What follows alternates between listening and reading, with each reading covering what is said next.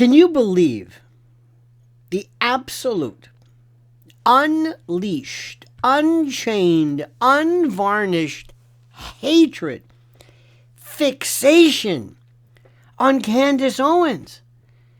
And stories that, Mitch Snow? Is this really the end of the world? She can say anything, and the amount of people who jump on her, but not with just a disagreement, but with a ferocity, an absolute focused, almost a deep-seated hatred. It's a pathology. No, I'm serious. This is nuts. There are people who never say anything about anything going on in the world, about war and destruction and death and mayhem and the violation of civil rights and the annihilation of people and nothing. What they're doing to children, but nothing. War and carnage and pestilence. But Candace Owens, it's weird. It's like a scrum. It's like a kabuki dance. And other people who don't even know why they're getting upset, they're jumping into it. What is the matter? Take it easy. Perspective. Dear God. I can't believe this. She must be every day saying to herself, what is going on here? It's almost like watching a murmuration, like locusts, like a swarm, an ochlocracy, a mob mentality. They want Candace Owens gone. Gone, expurgated, not debated, not corrected, not proven wrong, just gone. And the reason is simple. She refuses to shut up when people tell her to. And in media and politics, that is the one unforgivable sin. The reaction to Candace right now is not normal disagreement. It's fixation, obsession, and an escalation that has nothing to do with calmly sorting facts. I was watching last night the Spaces, or during the course of this, I'm listening to this, I'm thinking, what am I listening to? They didn't even debate the Kennedy assassination like this. Was it Wachuca? Was it this? Was it Mitch Snow? How do you know this was a Green Beret? Maybe he was. Maybe. What is... It might be... I'm expecting somebody all of a sudden to say, all right, stop. Enough's enough. Joke's on you. We're kidding. We're a theater company. We're part of a weird kind of a Milgram experiment wannabe. We wanted to see if we could create false momentum. Come on, Alex, everybody, come on out. Hey, come on, we're all kidding. Hey. And I'm not going to say anything about Alex Jones, all right? I'm sorry. He's a friend of mine. I love the guy. Whatever he wants to do, he's a grown man. God bless him. All right, so Alex, I'm your buddy, and I'm not a fair weather friend, and I don't jump sides. I'm not talking about you, my friend, all right? I'm not talking about you. I mean that. Sometimes there are people, maybe I don't understand it. Maybe I'm missing the point. But I do notice something. When people start calling somebody a CIA agent, MI6, Mossad, I'll tell you what, if Candace Owens is Mossad, they're really good. I mean, her? Do you listen to what she's saying? Maybe that's it. Maybe it's counter intelligence. Maybe she's an FBI operative. Maybe she's a Democratic psyop. Maybe some globalist handler all at once. This amalgamation of different positions. And the argument has already collapsed.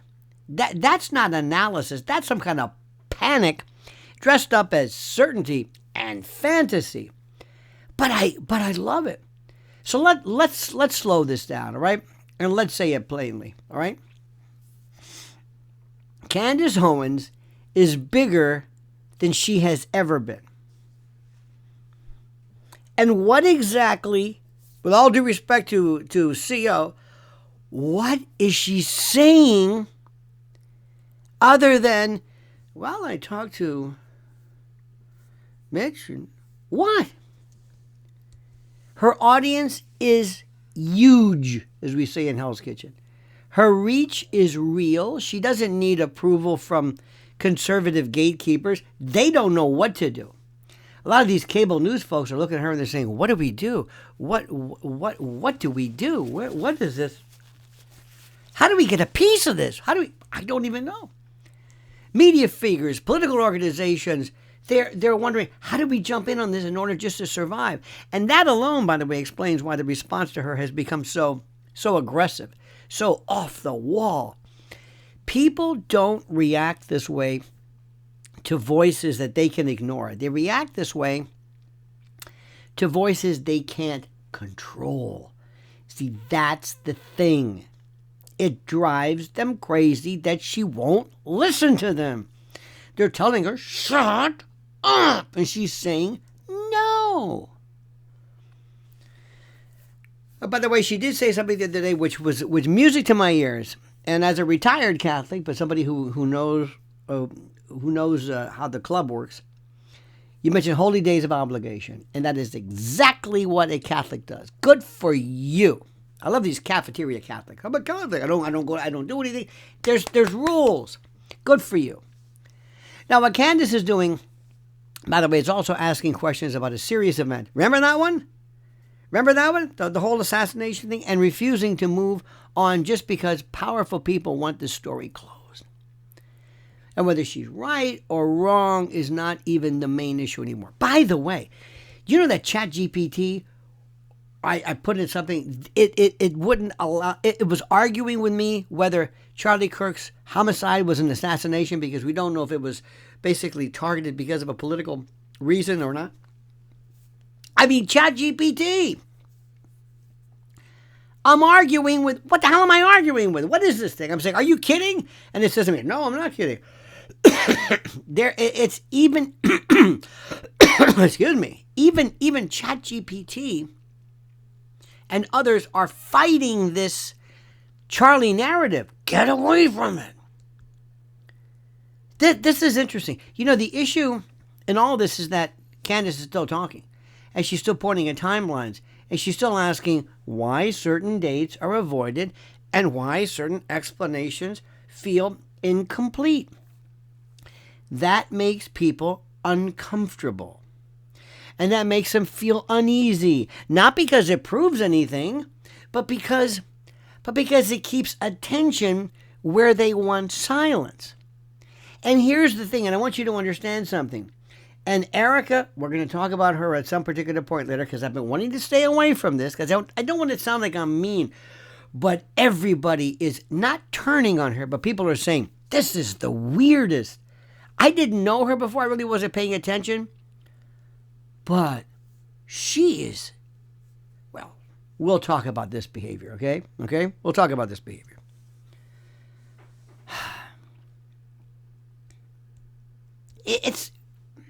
Doesn't anybody care about who killed Charlie? Did I miss something here? See, this is why the attacks on Candace, whatever, keep on changing. First, she was just wrong. Remember that she was wrong. She was wrong. Then she was biased. And then she was anti-Semitic. Oh, yeah. When you don't know what to say, anti-Semitic works like a charm. Just like racist, transphobe, Islamophobe, homophobe, anything to, or just plain crazy. Remember, if you don't know what to do, she's just crazy. She's crazy. And that there husband of hers, that British guy, in my six. You better believe it, boy. I don't know if he's involved in it. I know he's doing something. Something's wrong with that. Anyway, and Russell Brand, what's that all about? Russell Brand's got enough problems as it is. In any event, anywho, so let me see. Let me go back to it. She was, wrong, biased, anti-Semitic, crazy, unstable, wrong, and now she's an agent for every intelligence service anyone can name. FBI, CIA, MI6, MI5, Scotland Yard, Mossad, pick one, CIA, AAA, CVS, customer service crew. I mean, name it. Pick all of them. The more ridiculous, the better. Something's got to stick. See, once someone becomes everything at once, they're no longer a person that you have to engage. I mean, theoretically, that's the idea. They become almost like a cartoon villain, a snidely whiplash that you can dismiss. Well, it's not working very well. And you know, there's a certain corner of the internet that loves this phase. Oh, and you know it and I know it. They thrive on it. Everyone is a fed. Everyone is an asset. I know. I've studied this. I understand the symbolism, the symbology, the semiotics. I know this. I know.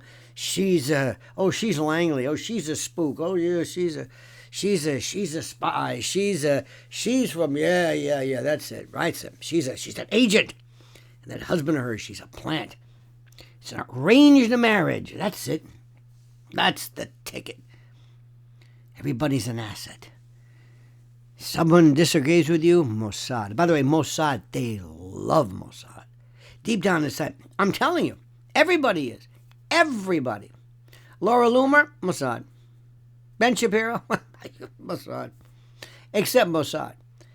And Mossad is like Woodstock.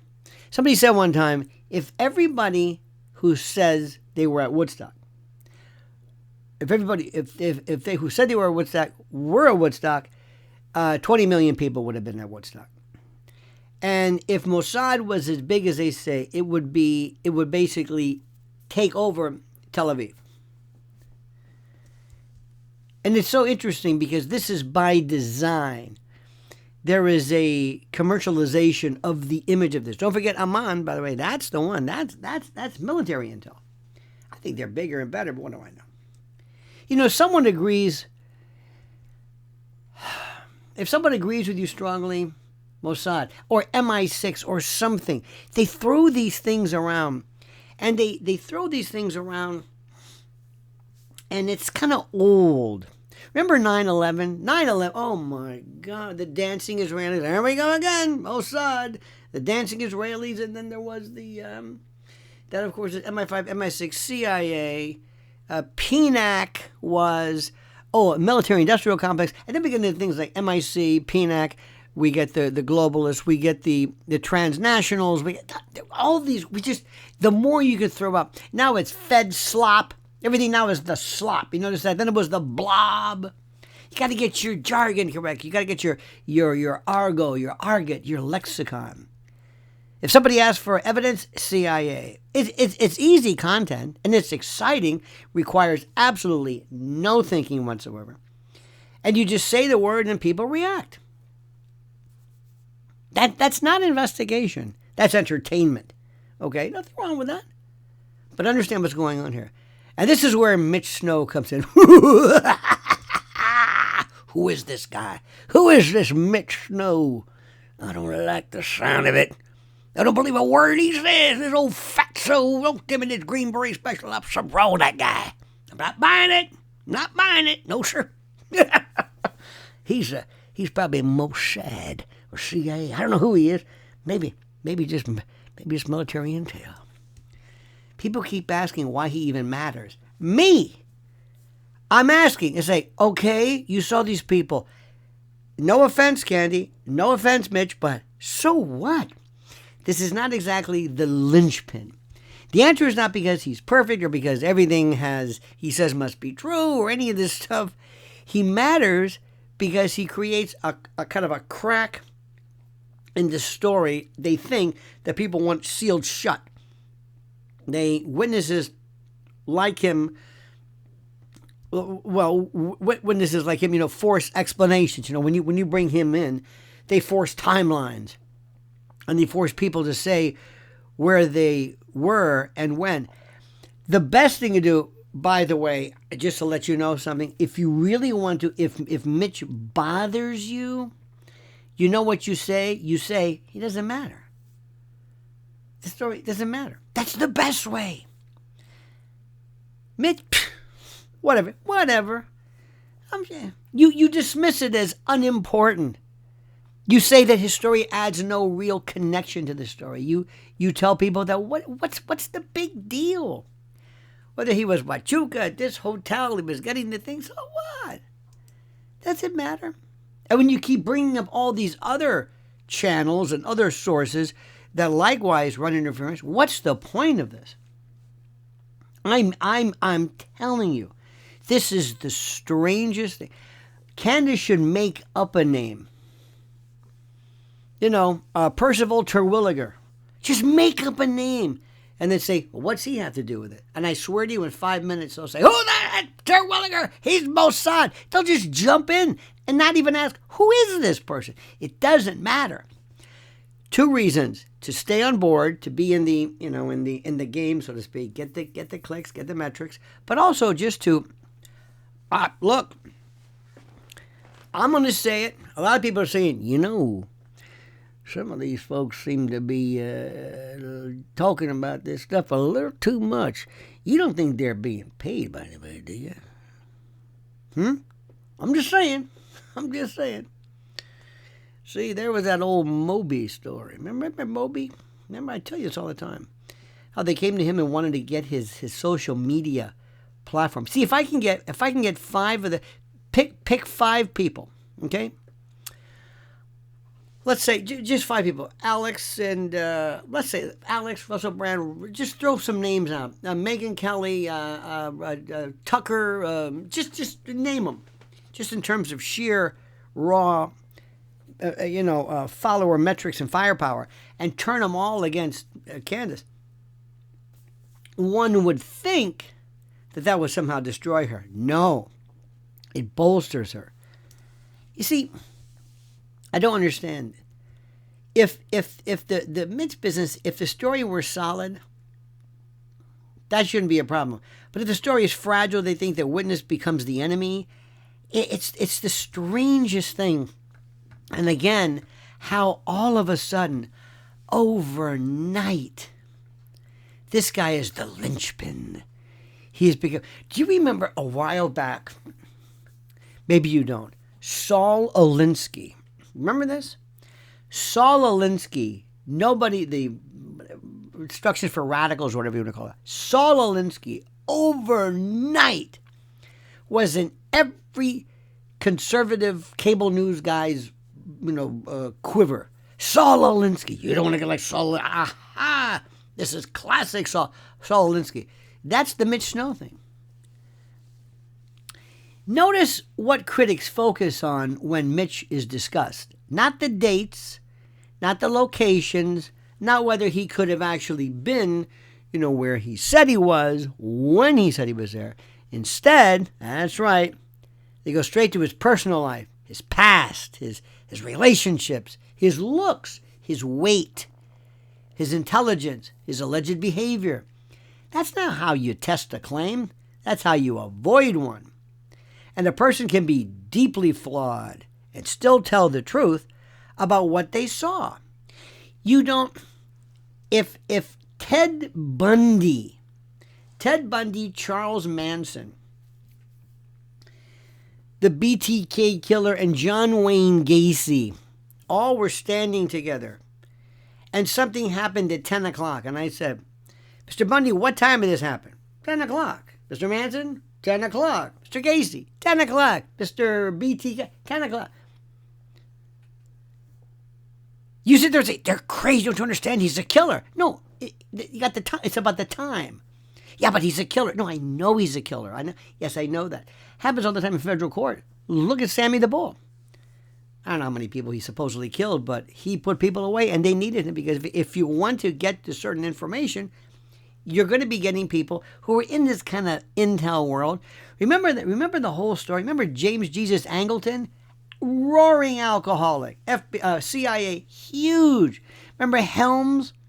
Remember, just go down the list. Anyway, we're talking. G. Gordon Liddy? These people were crackers in a kind of an artistic way. History is full of examples of that. I don't have to tell you this. But they act like somehow somebody's going to say something and you're going to disqualify everything that Candace has said because of some particular fact or factoid, as people say, from his past. Now, in real prosecutions, witnesses are rarely saints. I told you this before. They're insiders. They're messy. They're compromised. They're human. That's not a weakness. That's often why they know anything at all. Pretending that truth only comes from what? From perfect people is ridiculous.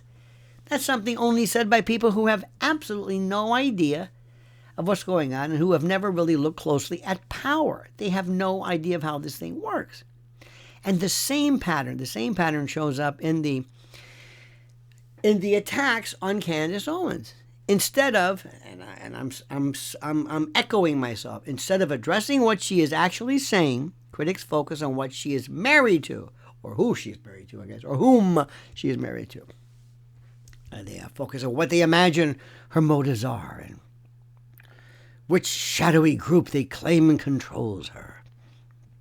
And once you label someone, you notice how they're backing off on the Tucker thing? Tucker's a Qatari agent. And he bought a property in Qatar, and he's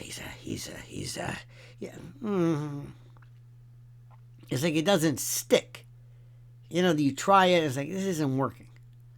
It's not, sometimes it works, sometimes it doesn't. But once you label someone as an agent, you never have to answer their questions. But once the label sticks, see, that's the point of this. That's the critical point of this. Look, I've been through this before, and you have too. But I guess what I'm saying is axiomatic. That's why figures like Alex Jones turning on her matter less than people think. All due respect to AJ. When the response jumps straight to psyops and MK Ultra talk and that kind of thing, it's not strength. It's loss of control. It tells the audience that the speaker doesn't trust the facts to carry the argument anymore. It indicates that maybe they're reaching for spectacle, something other than what is remotely the truth. Now, the irony in all this is that this strategy usually backfires. The louder the smears, the more curious people become. This, again, is axiomatic. It's the truth. Audiences aren't stupid. We are not stupid. See, they know the difference between, and we know the difference between disagreement and a pile-on. We've seen this before. And when the reaction feels rehearsed and extreme, people start asking why. Why is this? When people also start noticing when people aren't acting right. In the case of Erica Kirk. We'll get to that later. Candace Owens is not asking people to take her word on faith. That's not what she's saying. She's not saying, look, believe me because, I'm... No. She's not asking for blind belief or some kind of weird obeisance. She's asking why certain questions are treated as verboten and forbidden and out of bounds. She's asking why wrong dates keep being used to debunk claims about different dates. She's asking why explanations are indirect instead of straightforward. And those are reasonable questions. Those are reasonable questions whether you like her or not, whether you know who she is. It's just reasonable. And the focus on her mental health and supposed intelligence ties, and maybe her own rudimentary intelligence. I don't think anybody questions her intelligence. She's very, very smart. But all that's a distraction. It keeps people from having to do the boring, tedious, hard work of walking through timelines and evidence. And it turns a factual dispute into a personality war. And that's easier to manage and much easier to monetize. Let me explain something to you, which is something very critical. When people are involved in something, they get to feel bulletproof. They feel like they don't have to watch for anything. They feel like they don't have to worry about what they do and where they go and what they say and with whom they associate. They feel bulletproof. They feel invisible. They feel like, don't you understand, we're TPUSA. I'm Erica Kirk. I'm so-and-so. I don't have to worry about this. I've got the whole, you know who runs us?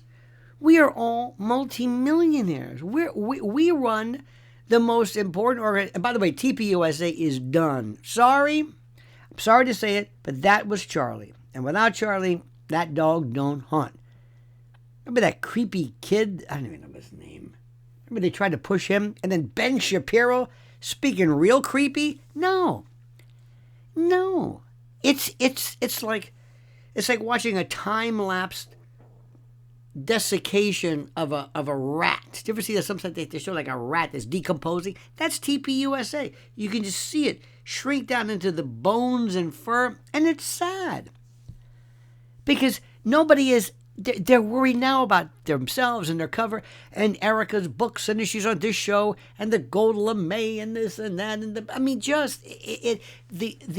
the stagecraft is abominable. Now, this is also, by the way, why the obsession with Candace Owens has also grown so large and out of control.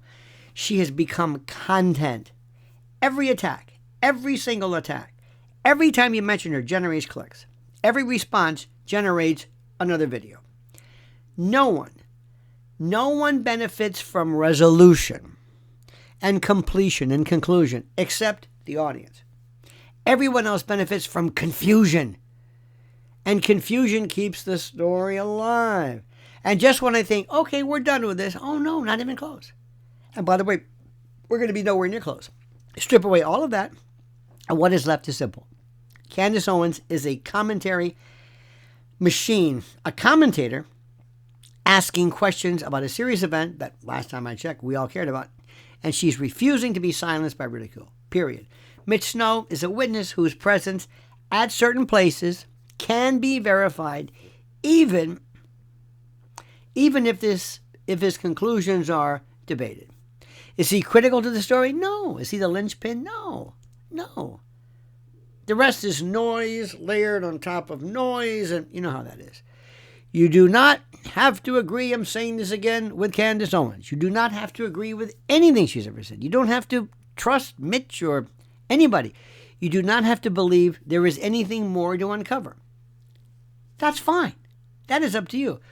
But turning Candace into a supervillain controlled by every intel agency on the planet is not skepticism, it's avoidance, it's desperation, and it fuels her legacy and her importance. Listen to what she's actually saying. Look at the dates she is pointing to and ask yourself, how critical is this? How important is this? Look at the responses she's getting. Look at the responses that she's generating. Then decide. Everything else is theater. Theater that's meant to scare people away from paying attention. And meanwhile, the sad part is the people who killed. I mean, if you believe this Tyler Robinson story with a 30-06 and the bone. I mean, come on, man. Come on, dude. And the reason the focus on Candace has become so intense, as you know and as I've said, is not because she is weak. It is because she is strong. She is independent and still being heard and at levels you can't imagine. And that is why people are really reacting to whether they admit it or not, right? They're just going, so that's where we are with this one. So please put this into perspective. Now let me tell you, thank you for watching. Thank you for your comments are terrific. Absolutely, positively terrific. And they've been wonderful. So please follow this. I've got some questions for you in the background, in the back, under the comments section. And I also want to tell you how much I appreciate you following my wife at Lynn's Warriors. Let me tell you something. On a regular beat, and I hope we get to this soon. By the way, this is hands down more important than Mitch Snow. There is a war on for our children. Our children are the next generation, and plus and foremost. We are destroying the foundation of American civilization in particular to begin with. We are destroying their childhood. We're destroying their perspective. What's happening to children by big tech is out of control. Please follow Lynn's Warriors on YouTube to see what I'm talking about, because that's our passion. Listen, let me tell you something. You might just have tuned in for the first time. I'm not a Republican, registered independent. I think political parties, both of them, are worthless. Okay? I like what I like Trump because there's nobody else. He makes a lot of mistakes, but there's something there. And his problem, by the way, is not him, I think, inherently, but the people he hangs around with. But that's another story. So we'll get to him, we'll get to Erica Kirk, we'll get to other stuff as well. But let me just thank you for your thoughts have been so terrific. Thank you for weighing in and for being a part of this. And as we always say at the end of this, at the conclusion, comment, dear friend, comment as you see fit.